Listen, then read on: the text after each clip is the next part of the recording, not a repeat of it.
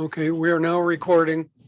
At the end of this presentation, I'll upload it to YouTube and send Renee a link. So if you want to come back and rewatch anything, you'll have an opportunity. What I'm going to do now is share my screen.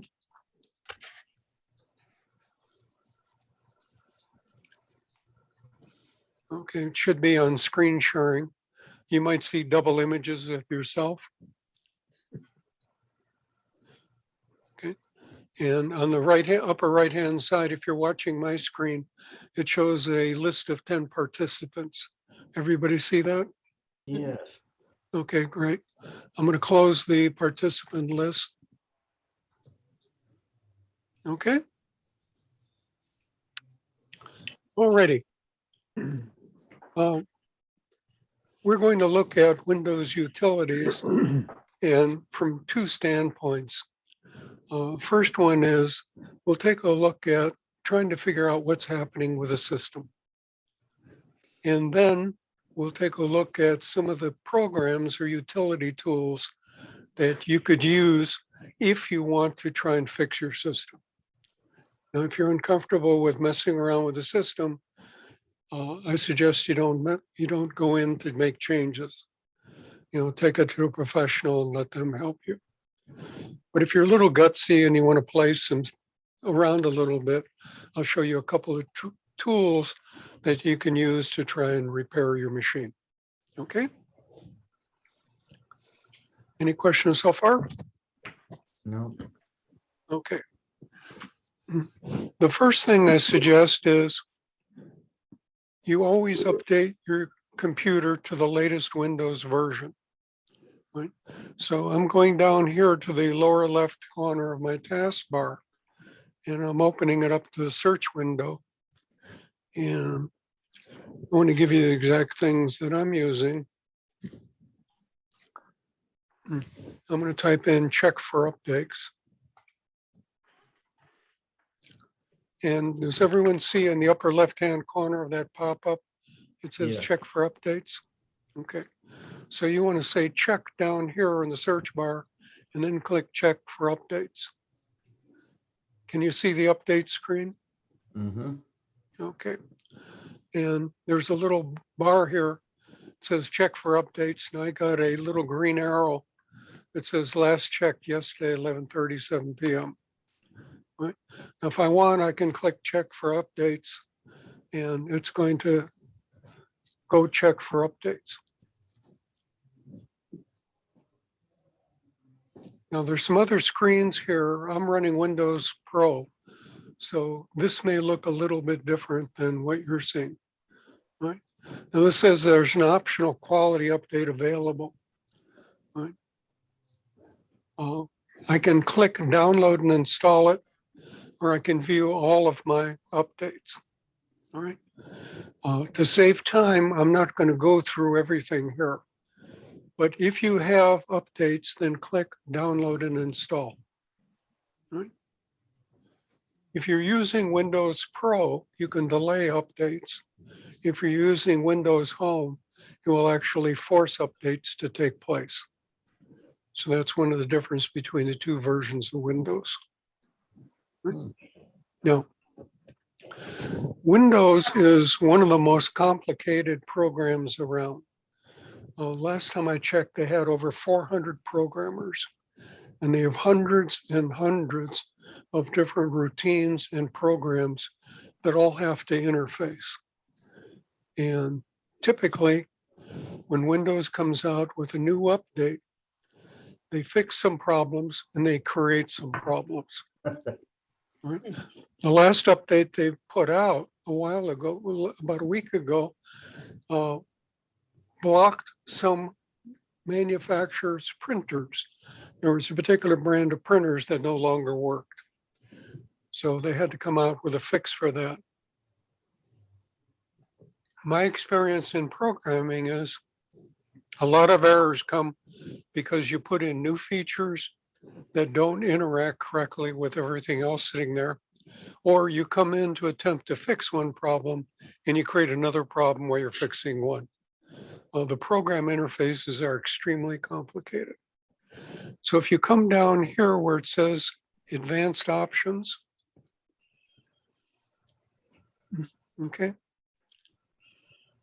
you can set some things up here if you want. Okay, Mhm. and let me come back down here. You see this one where it says view update history? Yes. Okay, if you click that, you can uninstall updates.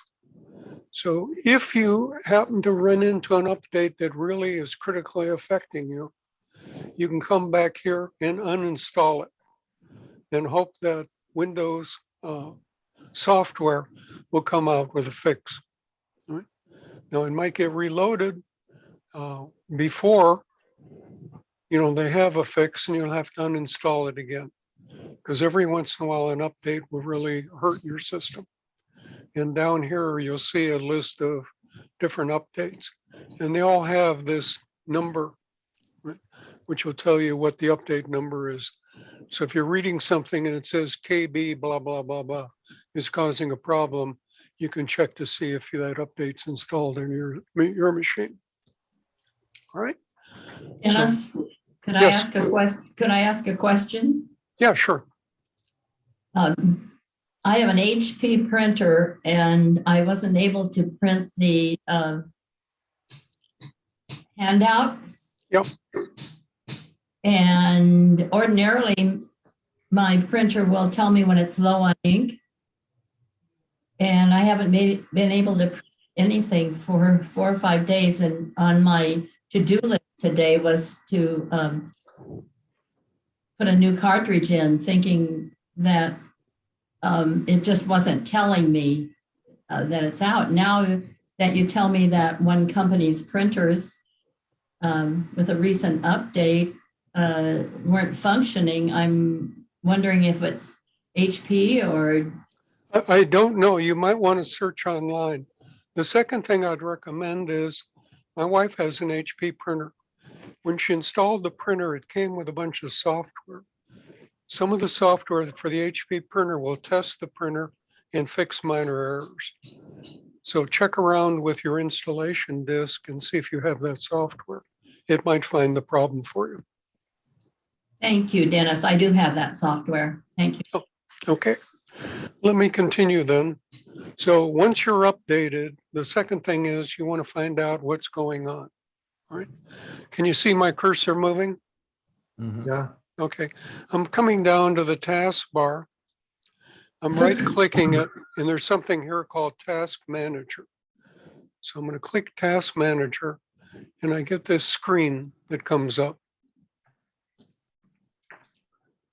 And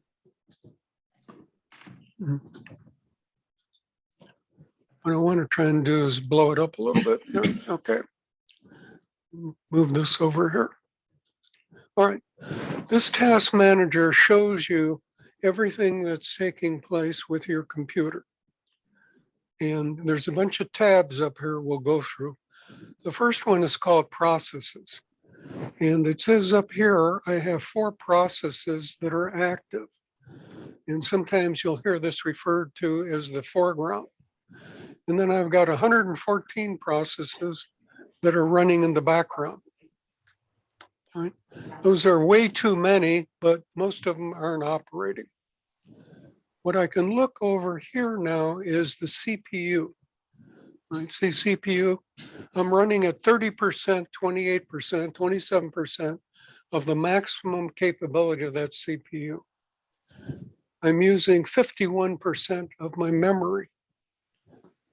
I'm using disk right now is not operating, but it'll flicker. And the network says 0. But if I come down here, it says I'm running at 2 megabits per second. The GPU is the graphic processing unit, and it's running between 10 to 14%. Now it's dropped, right? And here's the power usage, all right? Zoom is sucking a lot of juice. Right?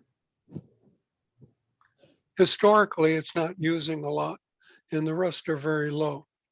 So the first thing I do is if I have an issue, like something seems to be going wild, I come over to Task Manager and I click CPU, which gives me the CPU usage based on the most usage, tailoring all the way down. So you may have a program stuck for some reason that's sucking up a lot of your CPU usage.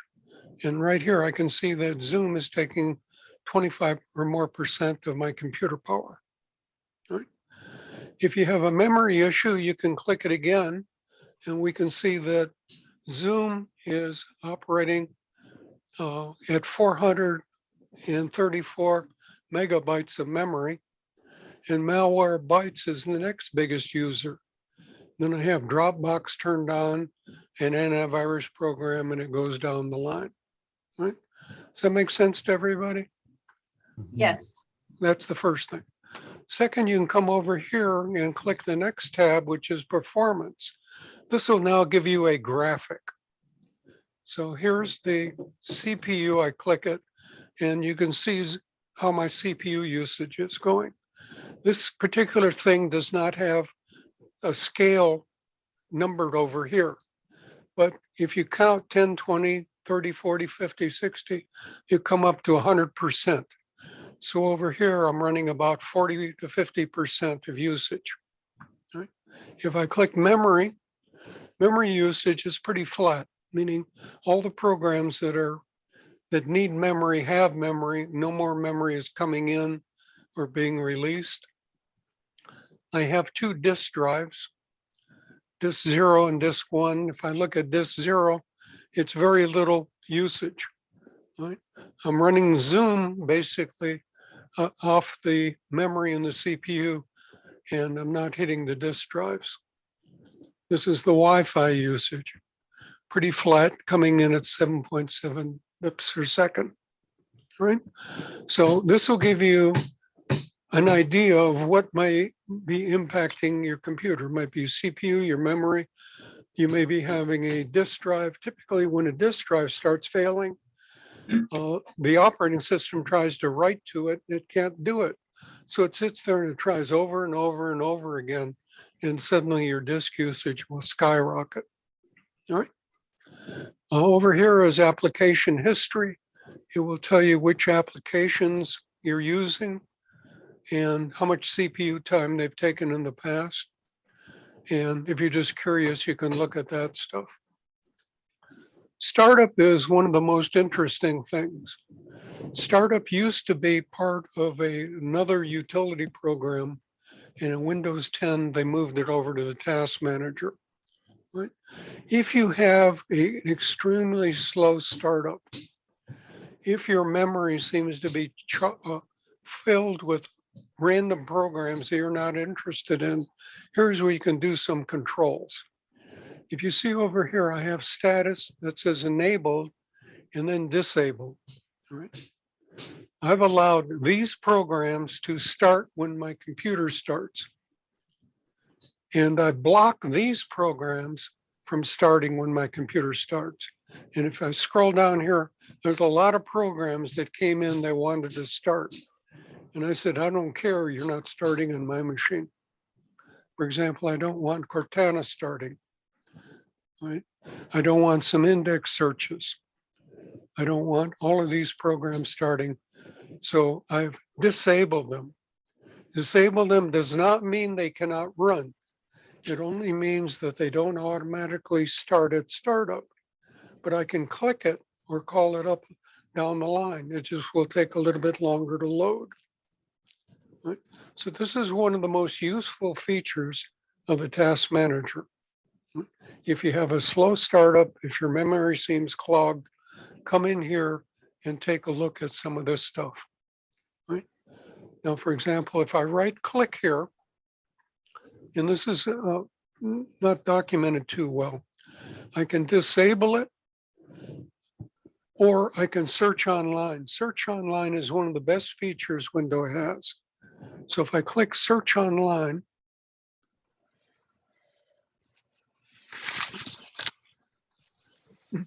this shows me information about that particular program.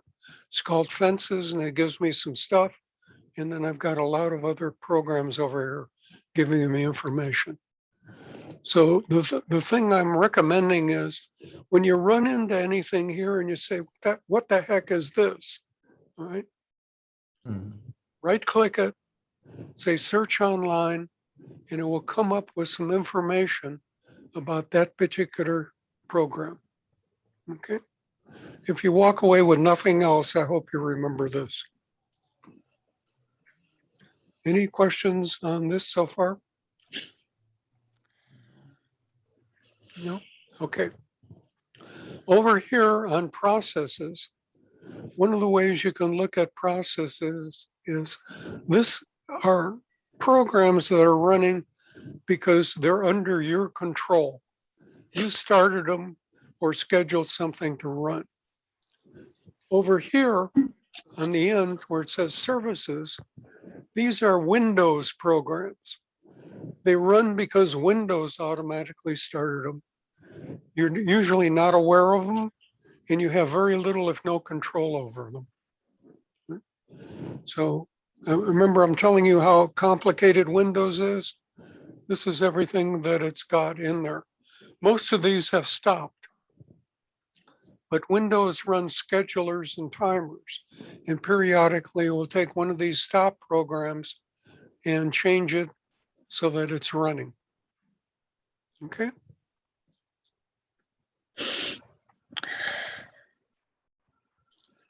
All right, any questions so far? 'Cause that's about as far as I want to go with the task manager. Anybody? No? Okay. Come back to Yes. task manager if you want to play with it yourself. I have a question. Yes, So we recorded this Yes. and how do I access it later? Renee will send you a link. You click the link and you'll go to YouTube and Got you'll it. find the video. Perfect. Thank you. Right, Renee? Yeah, that's right. Also, Dorothy sent me a deal and asked, how can I download? Because what I do, I go up on YouTube and I download the video to keep it in my file. I've never downloaded one. So Just do a search on it. yeah. So anyway, a future presentation, we might want to do that where I use any video converter and I've used it for many, many years. And so we might want to show people how to do that. You can do that. Alrighty, next topic. You may or may not have found a problem in there, all right? There's another program you can try, which is called Resource Monitor. So I typed in RE into the search box and it came up with a Resource Monitor. If I click Resource Monitor, I have this little bar that just keeps on moving in the way. This is similar to the task manager, right? Except you get a graphic along with it, right? Everyone see the graphics on the right and you see the stuff on the left? Mhm. Yeah. Okay, so this is an overview of everything that's taking place. If you go to the CPU, it'll give you information on what's running in the CPU. You can scroll down. You can see there's a lot of programs running. Something called Your Phone is suspended. I have no idea what it is. Right? And over here, you can see the CPU usage. I can go to the memory. Here's the memory. And what's interesting on this one, this shows you a layout of the physical memory. So over here, it says hardware reserve. That's this little piece. The green right now is all of the memory that the programs are taking up. All right. I have a 16 gig memory. 8 gigs are being used, and I have almost 8 gigs left. All right. There's over here modified memory. Don't ask me what that is, I don't know. There's standby memory and free memory. If one of these programs needs more memory for some reason, let's say it's doing building giant pictures or doing some recording, it's making some other files, it goes down here to grab free memory. If it can't find free memory, it will come in the blue section and pull some of the standby memory. The standby memory was memory used by these programs and then no longer used. Right? So this will give you, again, visual representation in case you might have a problem. Now we can see that the disk is being banged pretty good. Before it wasn't. Here's the network usage, and we can see the network, and it's broken down into different network categories, which I'm not going to go through.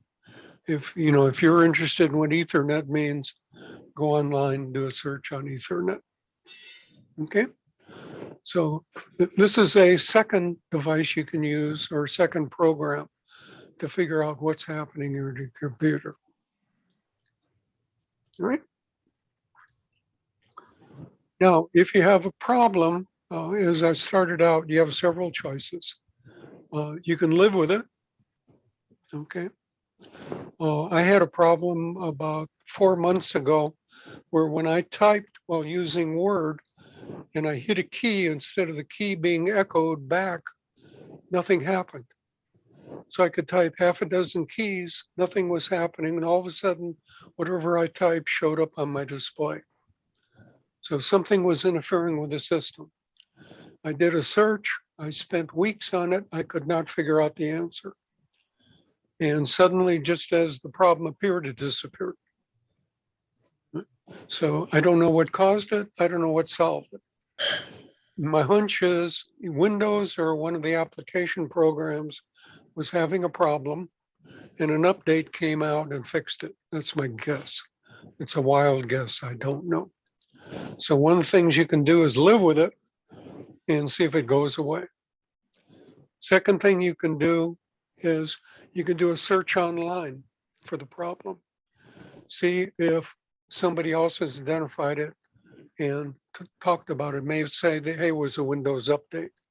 It's a problem with this particular manufacturer. If you can't find it, you can always contact the manufacturer. You can contact the manufacturer of your computer. I had an issue. I have an MSI. I contacted the manufacturer a couple of years ago, and they said, take it in and replace this. So I took it into a local computer shop. They got a free part from the manufacturer, and they replaced it for me. All right. You can call Microsoft or whoever the software is creating the problem, or you can take it into a computer shop. Right? Most of the computer shops, if they can't easily identify what the software problem is, they will probably reload software from scratch. And it's the easiest way to get rid of problems and just start from scratch. Right? So in which Or, case, make yeah, sure go you have a ahead. backup. Yeah. You want a backup of certain files, like, your text files. Your program files, you're going to have to reload them. So if you bought a program file, make sure you have the password so you can reload it. Or if all else fails, you may decide, hey, this is something I want to play with. So that's what I'm going to spend the next few minutes on, some things you can do. All right. Dennis, I got something I'd like to say. I don't know. What do you want to say? Okay, I had a problem and with all of a sudden my fan was like on all the time, running high on my HP. So, and I never had that happen before. And I called JR and he kind of scratched his head a little bit.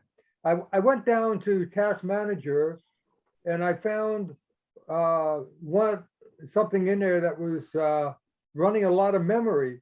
And I had no idea what that system was in Task Manager. And just like you said, I did a search online and it says that it was printer spooler. And so that's a whole other issue, but there is a program in Microsoft 10 where it will repair certain printer issues. Yeah, And- we're going to get there in a little Okay, while. good. All right, thanks. Okay. So So anyway, someone is doing the exact thing I'm recommending. All right. Now, if you're going to play with the system, I suggest that you have a full image backup so that if something goes wrong, you can restore everything. Short of a full image backup, you have another thing called a restore point. So I'm going to go back to search. I'm going to type in create. And up here it says create a restore point. A restore point is saving certain programs and records from your computer on the disk so that it can come back and restore. Sometimes I will create a restore point before I download a program I'm uncomfortable with. So if the program goes crazy, I can go back to the restore point and come back to where I was before I downloaded that program. All right. The restore point is a Windows program that takes a look at critical stuff and backs it up for you. So if I click create a restore point,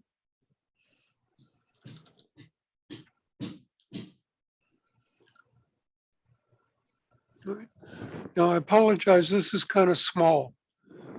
Can everyone see it? I don't have an indicator here so I can zoom in on it. What this is called is the system properties. And the system properties, it has a bunch of tabs: computer name, hardware, advanced, remote, and it goes to system protection. Right? System protection allows you to create a restore point or reload a store point. Right? So over here, it says here are the 3 drives I have. I have my C drive, my D drive, and the BIOS. Right? And over here, it says configure. Right? So if I click configure, it tells me some information. It says turn on system protection. Unless you've turned system protection on, right? Over here it says C drive protection is on. Unless I have protection on, I can't back it up. All right. The second thing it says disk space usage. All right. How much of your disk do you want to allocate to restore points? All right. You need at least one. I try and keep several. And if the system attempts to create a restore point and there's not enough disk room, it will overload your oldest restore point. Right. What I found in the web is that it says typically restore point is around 600 megabytes. It may be larger. All right. So 1,000 megabytes is a gig. So I would allocate, some number of gigs to your restore points. I took 11% of my disk, or 50 gigs, because I got lots of room on that disk. It's a terabyte disk, and I'm a long way from filling it up. Right? What I would not do is click this where it says delete all the restore points. So you can take this arrow and move it back or forth wherever you want. All right. So you can configure it. You can create a restore point, right? Or you can undo and go back to a prior restore point. So here's your 2 basic choices, right? Undo an existing restore point or create a brand new one.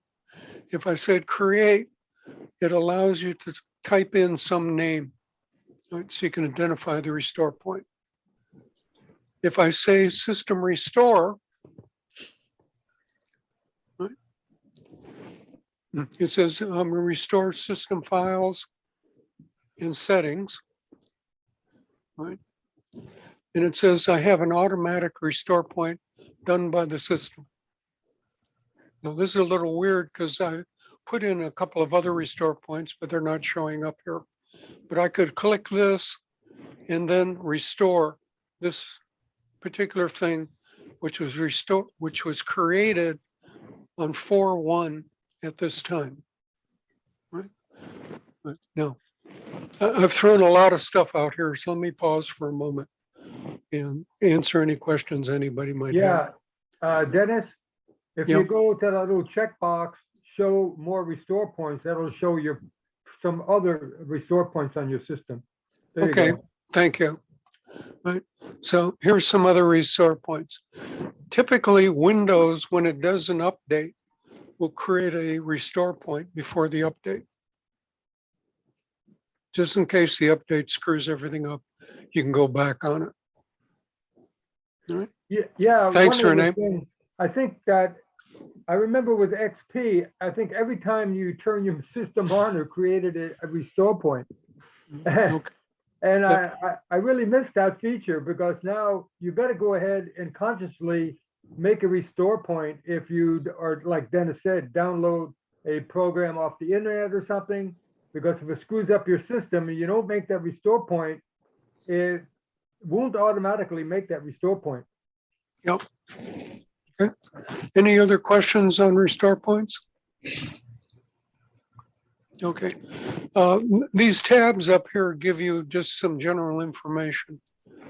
Your computer name, if you have a work group. It'll give you a device manager. If you want to go in and look at particular hardware stuff, here's an easy way to get to the device manager. There's an advanced tab, which you can set up, which I have never done. And then there's a remote tab, and I don't allow remote, so don't click that.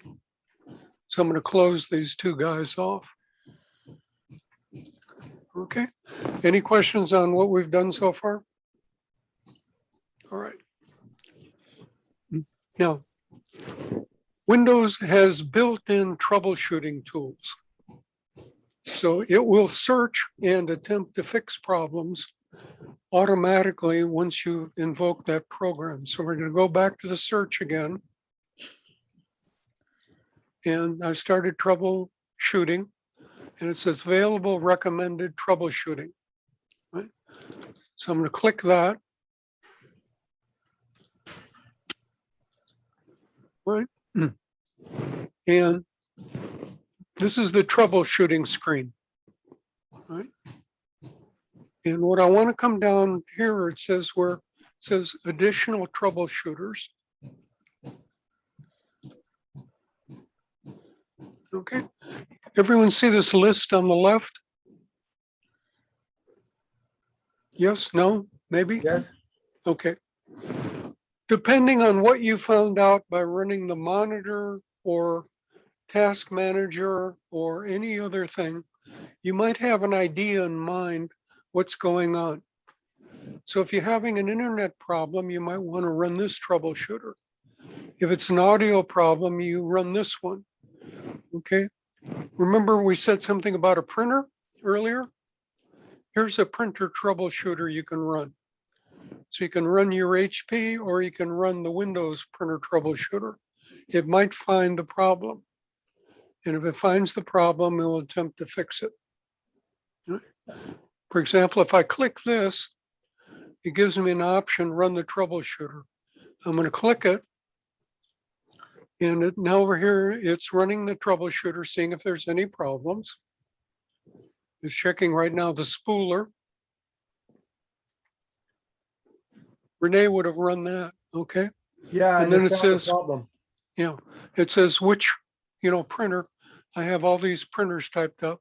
I would pick one. This is my main printer. And I'd say next. Now it's checking for that particular printer, seeing if it's finding any problems.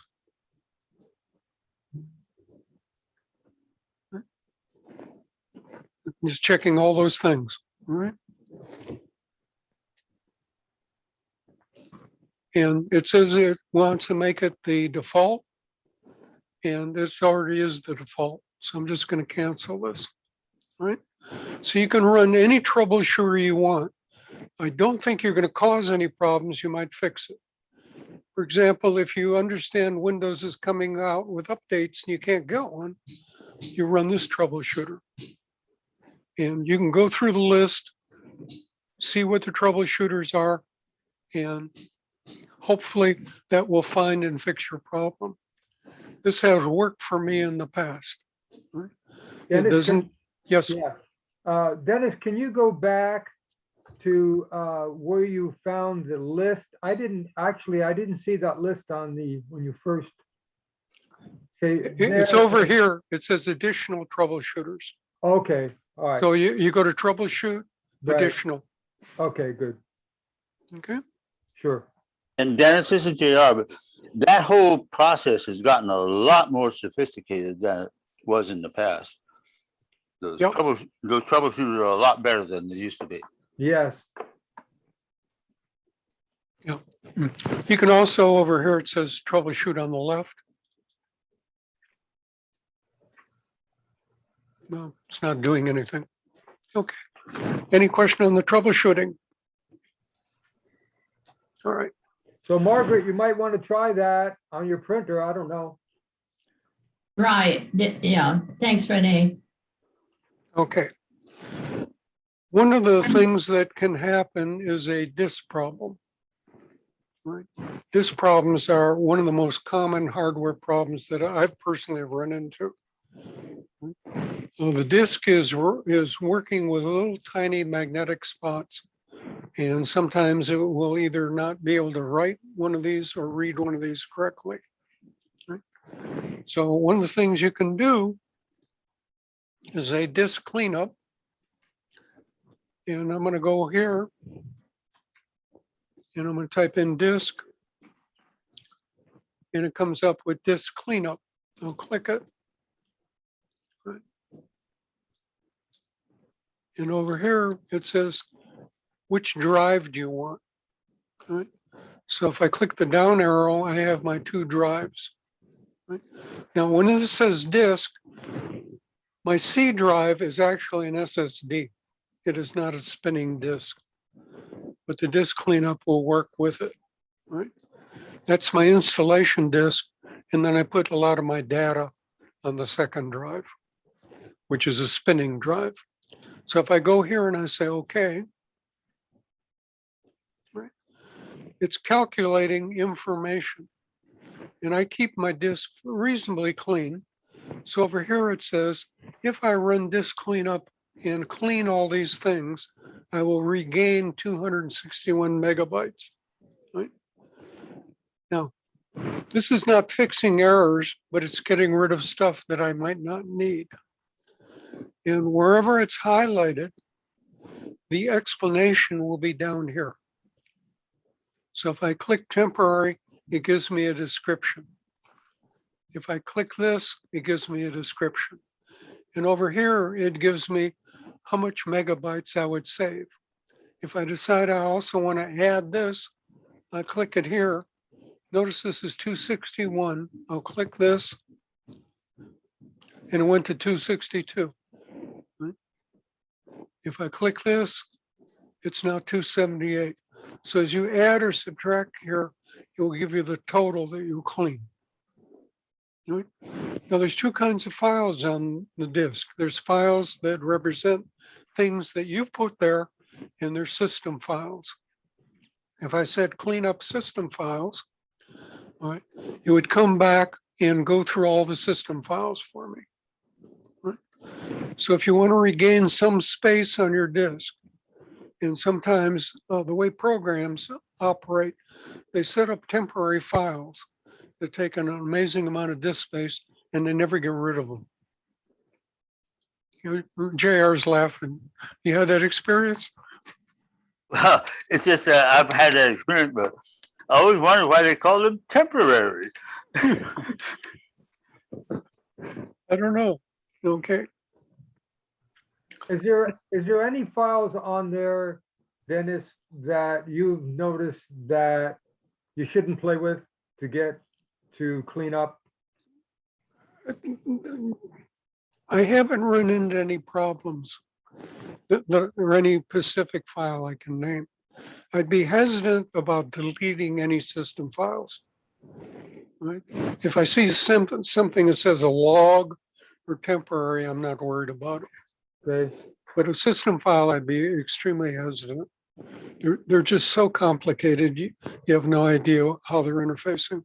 Yeah, the reason why I asked, because when I had my Windows 7 operating system on there, I went ahead and did the disk cleanup. And hours and hours later, it was still working on it. The next morning, it was still working on it. And I finally decided, well, I'm going to have to shut this thing down. And then guess what? Then I was in trouble because nothing would boot up. Yeah. So I went down to my local repair guy here, Dale Barrett, and he looked at it and he installed a repair disk, got it back up and running, and I said, put Windows 10 on this. So, but that was my experience with using disk cleanup, and I was afraid to ever use it again after that. Okay. Things have gotten better, really they have, a lot of people said that Windows 7 I like, or even people say, well, I love Windows XP, but literally things have gotten better. It's taken Microsoft a while, but they have gotten better. Okay.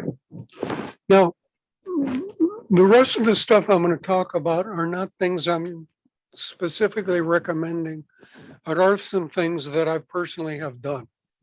So be very cautious as you watch this. The next one I'm going to show is actually fixing a disk. All right. So if I come down to the search box and I type in run, right, I have an application here called run.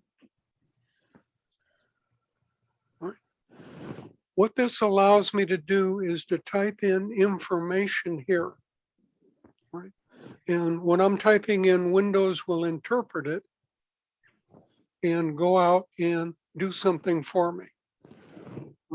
All of the Windows programs are not readily available. This is one way to get to some Windows programs, right, that you normally would not see. Right. Now, if I come back in here and I type in run again, all right, I have something up here called command prompt. All right. Years and years and years ago, and I won't age myself by saying how long ago, everything you wanted to do in an operating system before Windows, you had to type in information. You typed in like CD for change a directory. You typed in some other code to create a file. You typed in some code to run the printer, right? The command prompt is that kind of information. If I click command prompt, I get this little box. Right? And over here, I would type in actual commands to the system. All right. You have to be very careful with what you're doing here. Windows now allows me to really make changes, to find things and make changes. If I typed in the word help, it gives me a listing of all of the different kinds of things I can type in. Each one of these things usually has several parameters that you would type in after you type the name. And those parameters control what this particular program will do, right? Like here is change directory. Okay, changes the current directory. Well, it's very easy in Windows to use Windows and use the file manager and change directories. You click it and you just change directories. But I can go in here and manually type in stuff. So this is old stuff, old commands that Windows has now supplemented some of them with Windows utility commands. Now, I think that sounds pretty confusing. So I'll stop here for a second. Anybody want to ask a question yet? Or are you just overwhelmed? I'm gonna make a comment. Okay. Because this is probably one of the areas of the machine that you can really mess over yourself. So, Yes, so if this has to be something that you really, really want to do, and you have to be very careful because you can actually cripple your machine in a place that you can't actually recover from. Even if you go back and bring Windows back up and you're going to try to do something, if you haven't made that restore point, you're toasted. So Yep. if you're planning on doing something, you have to, at this point, you really have to want to do it because you are really into the guts of the machine. So be careful if you want to do this. There are some things you can do that you're just looking, and as long as you're just looking, you're okay. Like, you know, you can change the directory or the CD, and you can see what's in that particular directory that you're in and things like that. These are the old DOS commands mostly. If you were on line command in DOS, then these are kind of familiar. They have changed since DOS, I'll tell you that. But these are the places that you can go and do things that you not normally would do in Windows, in the Windows part, you know, where you have a graphic interface. Yep. No. I'm going to type in 1 here. I'm going to come down to the bottom and let me make sure I type it right. DSK. That, Yeah, this is check disk. All right. Now, if I type this, watch what happens. All right. It says access denied as you do not have sufficient privileges. Right. So if you're running normally, you will get this kind of an error message. Right. I'm going to close this for a second. I'm going to come back to run. Here's command prompt. And over here it says run as administrator. Right. So if I want to run that check disk, I have to say I'm going to run as the administrator. Administrator says I have a higher level of privileges and I can really screw the system up. Okay, so if I say run as administrator and I hit command prompt, it's going to caution me one more time. It gives me this warning, do I want this app to make changes to your device? I'm going to say yeah. All right. So it came up again. And if I type in check disk again, all right, it's actually going to go through information and it's checking my disk. Right? So if I have any suspicions that I really have a disk problem, if I've run troubleshooter and it hasn't found anything, I might run this particular program. Right? So it really goes through and it tests the disk in the best way I know how to do it right now.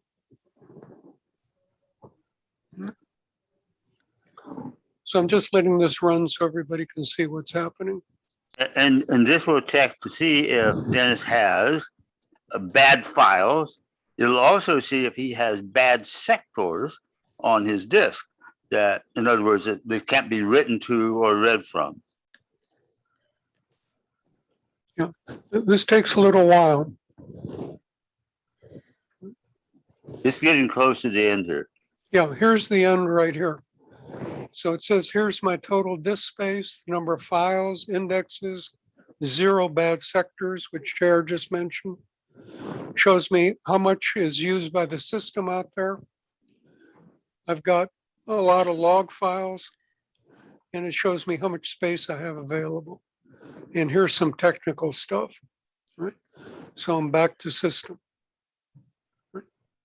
Now, I'm not recommending you do this, but I do this all the time. I put a space in here, a backslash, and I put in the letter F. This runs check disk, and the F says, if you find any errors, fix them. I've never had a problem with fixing them. I have fixed some errors on my disk in the past. So I'm not going to demo this, but keep it in mind. If everything else fails, you can try that. Okay. This is, Dennis, this is something that's, if someone did this and it ended up that you were in this place where it said you had some bad sectors, then running the F command at this point might be a good idea, because then it would, it doesn't fix the sectors. What the program does is it marks them as not being able to be used. That's how it actually fixes it. So if it's got bad files, I'm not sure what the modern one does. So that would Yeah, be something. it has a bad block table as far as I Right. know, so we'll Yes, take care of it. right. Okay. So JR, let me ask you a question. Go. You know the terabyte disk that I gave you, the external hard drive? Yeah. I've never run that check disk on that hard drive, so would that show what was wrong with that? Yes. Right. Check this would show that. Yeah, I'm sure you still have that drive. Why don't you check it out and see what it says? I'd be interested to know. Okay. Because it wouldn't run, you know? Okay. Let me see if I can find something for a second.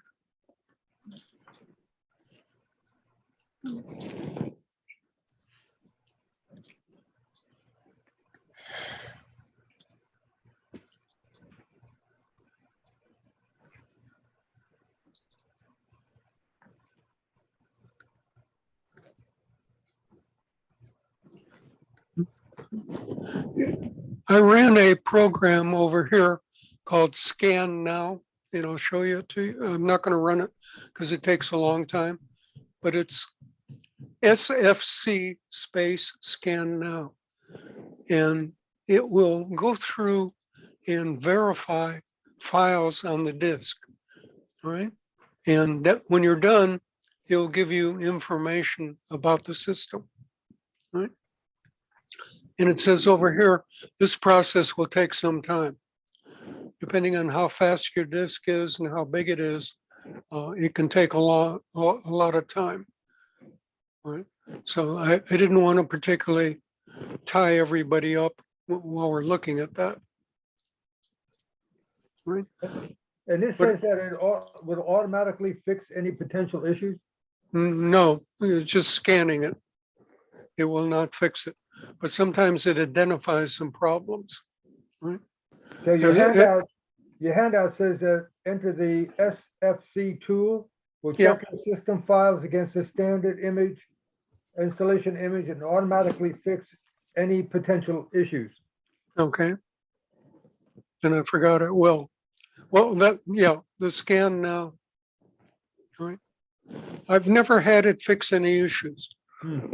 Okay. But what happens, and I don't know how to describe this. All of your programs and data are sitting out on the disk drive. Periodically, errors will happen. And the error may not be severe enough so that the operating system catches it. But the program may not operate correctly. So what you might have is a operating system, a Microsoft Windows file that is not operating absolutely correctly. Right? This program, the scan, will go in and attempt to match what you have with what it believes the system file should look like. Right? So it's something that a technician might run. It's something that you might want to run. All right. One of the things, remember I said I had a problem when I was typing and things weren't being displayed. I operated Scan Now to see if one of my system files had been mangled in some way. It didn't find it. But it's something you can use. All right. Any questions on that? Okay. I'm going to come back in here.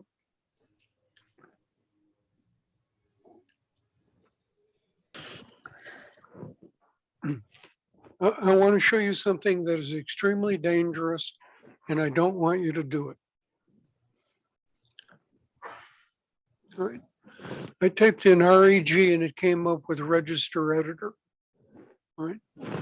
The reason I'm showing you this is if you go online, many times the recommendation is you go into the registry editor and you make a change. I can't tell you how many problems I've found where somebody has said, hey, by fixing the registry editor, you can solve the problem. Right? The registry editor is a gigantic table that the operating system keeps information about your hardware and your software. Every time you install a program, it goes into the registry editor and it captures information. All right.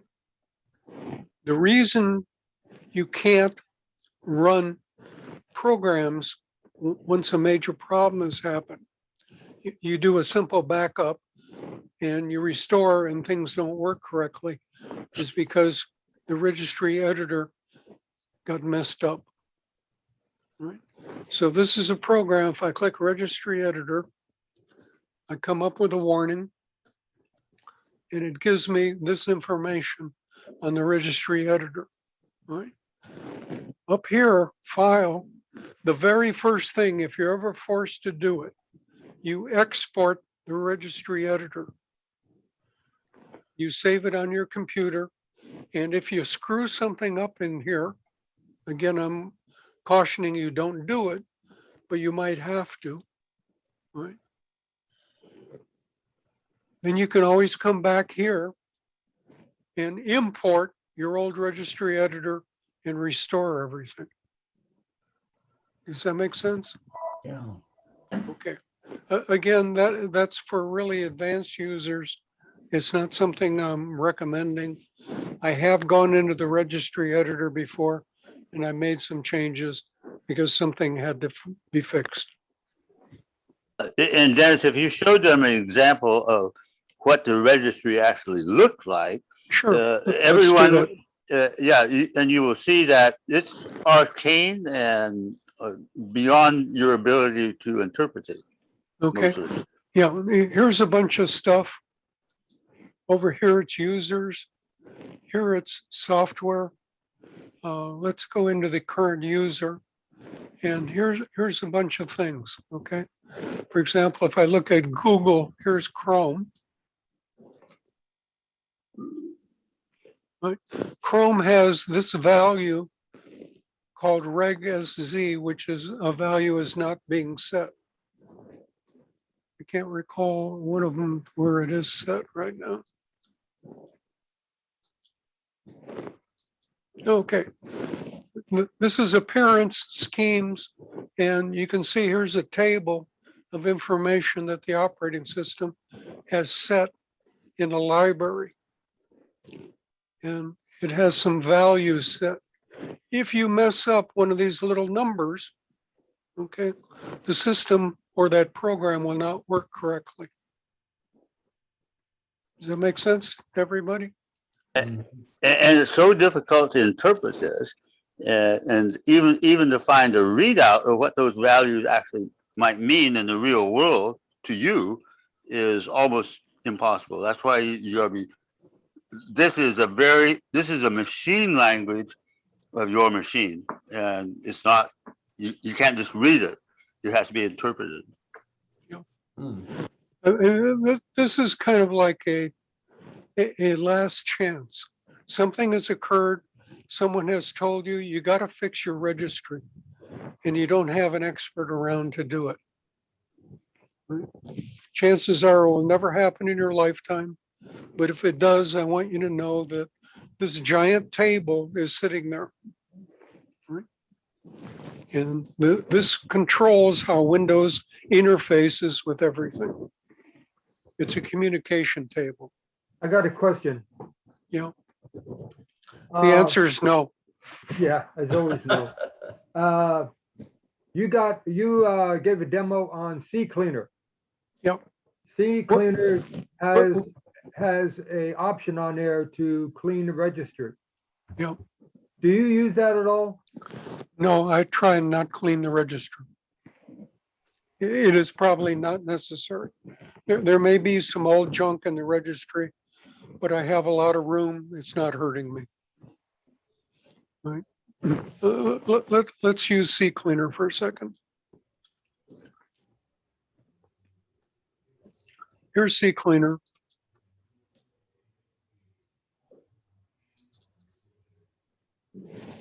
Okay.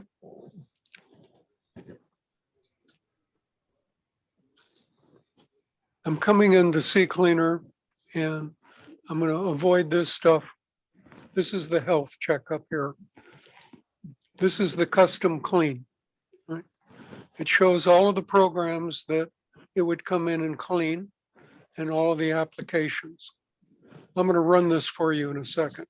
Right? This is what Renee was talking about. This is the registry cleaner. Right? And I can scan for issues. Right? And it's finding some issues. The DLL is a shared library. Right? So it's finding a whole bunch of registry issues. And frankly, I don't care right now. This is kind of hanging Chad, if you know what that means. So it's just out there. Some of these things are unattached to programs or something like that. Yeah, it's just usually leftover junk. Right. Yeah, I've never heard where CCleaner is creating a problem. But I'm personally not willing to take the chance. Okay, Okay, if you want to use CCleaner, I'd use the customs clean. I go to the applications, and if you'll see here, I've unconnected everything in here for Chrome. It's on. Okay, so I'm going to do an analyze.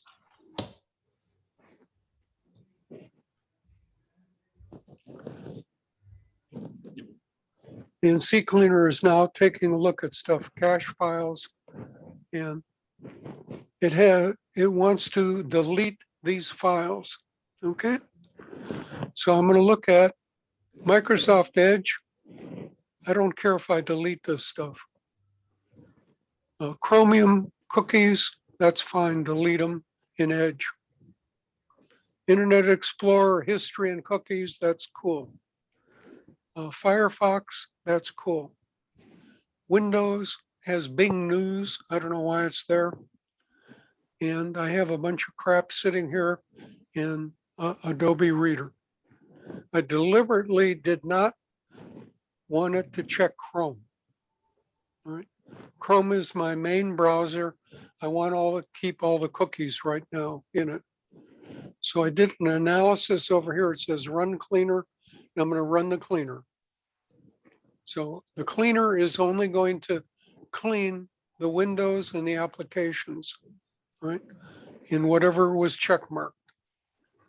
So I'm going to run the cleaner, and it's warning me that certain files are going to be deleted. And do I want to continue? So this is a caution. If you're not sure what you're doing, don't continue. Right? Now it's running cleaner, and it runs pretty fast. And as I say that, it stopped. Yep. So it's going through and getting rid of the temporary files,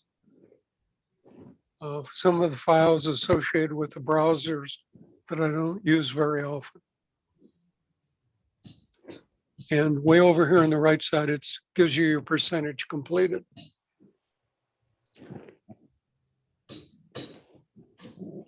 now I've also found that when it's all through cleaning, then I go back and I run it once again, and sometimes it picks up more files. Yeah, I found the same thing. Okay, it's up to 49%. This is going to take a couple of minutes. Are there any questions so far? Because I'm reaching the end of this presentation. I just have one more thing I'll show you. Well, I'm going to say that this is really out of my league. Okay, I Mine feel like too. I'm playing with a cobra anytime I do this stuff. yeah, it's all done. It took 71 seconds, a little over a minute. right? And it showed me the size and the number of files. Okay. So my system, I've gained back some disk space, and it's cleaned up a lot of these programs. Right? A lot of times you'll find in a browser that it doesn't seem to be working real good because it has information in it that is causing problems. It's usually something like an internet cache file or an internet history file. And I could go in here for Chrome and specific that I want the internet cache or the history deleted. And they will take care of that for me. Right. I'm going to close this. Okay. And I want to show you the last thing over here. I'm going to type in run again. I want the run application. And here's something I use quite often. It's called MS config. It's Microsoft configuration. Right? And if I click OK,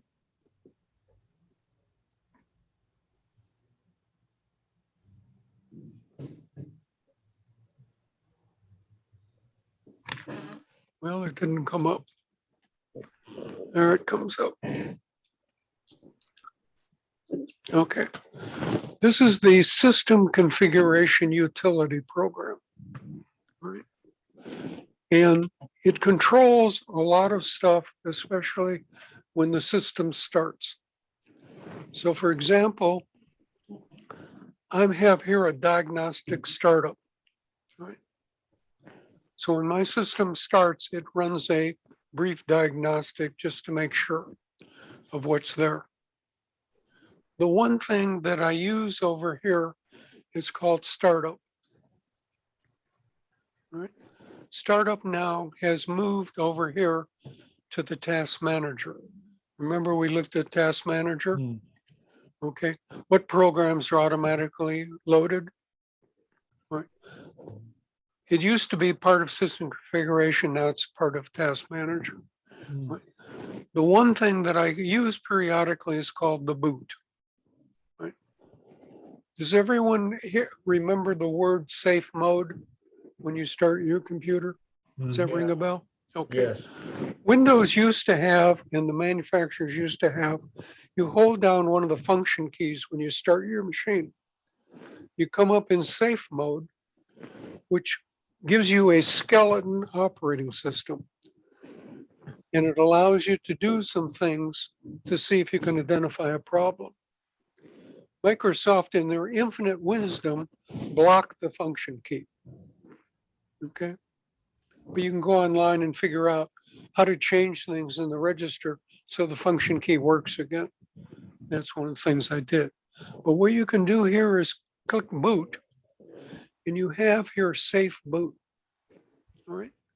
Safe boot says you can come up with a minimum operating system, and you can test different programs, because it might be that the network or something else is creating a problem. So if I click safe boot and I come up with a minimal system and I say apply, the very next time the system starts, it does not come up in full boot mode. It comes up in safe mode. So what used to be the function key, like function key 8 to start your system, you now have to manually set up and go through the system again. So if somebody ever tells you start your system in safe mode, this is the way you get to safe mode. Now, I don't expect you to memorize this, but it will be part of the recording if you ever want to look at it again. Okay. And you can specify different things here that you want to make safe mode run. Right? Once in a while, I have an issue. I want to come up in safe mode, and I want to see if I can find out what the problem is. Right? Now, we covered an amazing amount of technical stuff. My anticipation is most people are glassy eyed and they could care less at this point. All right. We've run over an hour. I'll answer any questions. If anybody has anything they want to talk about. I have a problem with my search. Little emblem at the bottom of your left side, when you, like you were clicking on it, it shows up the screen you can type in. Yeah, right here. Yes, mine doesn't work. I will click it and all I get is kind of a ghosty image, but I can't use it. I have to go clear out to my desktop page. And then if I just hover on the little emblem and not click it, I can type in and do a search there, but I cannot do the search from just like you did. Yeah, I've never encountered that. JR, ring a bell? I don't know No, why. it does not. I even contacted Microsoft, message to them one time, and then they did something and then it came back and I thought, great, great, thanks. But then it disappeared again. And right now, then the other day it flashed back and I could use it. And I thought, well, they must have did an update and something helped, but now it's back the same way before. So I don't know. I don't have a clue why it doesn't want to work. Yeah, I don't either. If Microsoft was able to fix it, they're aware of what the issue is. You might ask them what they did in case you want to try and repeat it. But Yeah, offhand, I'd have to do a search on the web to see if I could right. figure out why. I did that too. And I haven't been able to resolve the issue. And I don't really even want to talk to Microsoft again because I thought they fixed it. They didn't. It came back the same way. So I'm kind of at the point where I just said, to heck with it. I'll just go back out to my desktop and do a search from that point. It's a little inconvenient, but I'm tired of playing with this thing. And if you remember last presentation, I gave you a search program called Everything Search. That's far superior. You might want to try that. Oh, I don't remember that. Okay. Okay. It's not so much to finding programs as finding files. Okay. Let me jump ahead for a second. I have not received any requests for any future presentations. So very honestly, I'm running out of things to talk about. I will show you one thing, and if people are interested, I'll set up the next presentation for it.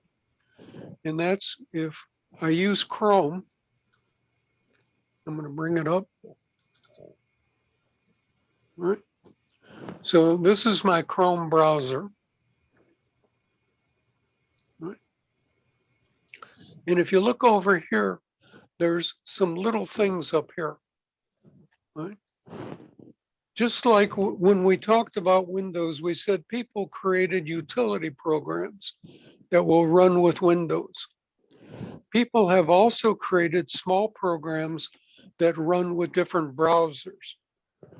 And if I go over here to the three dots, I come down to more tools and I go to something called extensions. The little programs that people have created are called extensions on Chrome, and they're sometimes called add-ins to if you're using a different system. If I click that, I have a bunch of little utility programs that I've loaded with Chrome.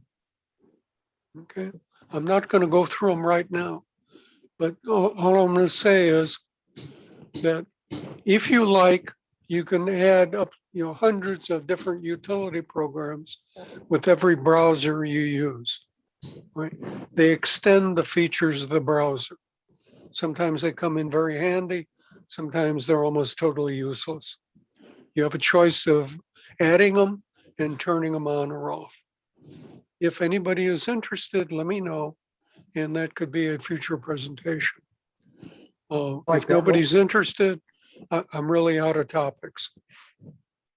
Yeah, I think that would be pretty cool. And I think it would be good also. And yes, you lost me along the way, that there were No. some tips up at the front that are going to be really helpful. And I'm not a good note taker, so having the YouTube that I can go back and then back it up and go forward again and back it up, it's all good. And yes, I'm interested in that Chrome things. Okay, I'm going to stop recording now. Who was speaking just now? Sonia,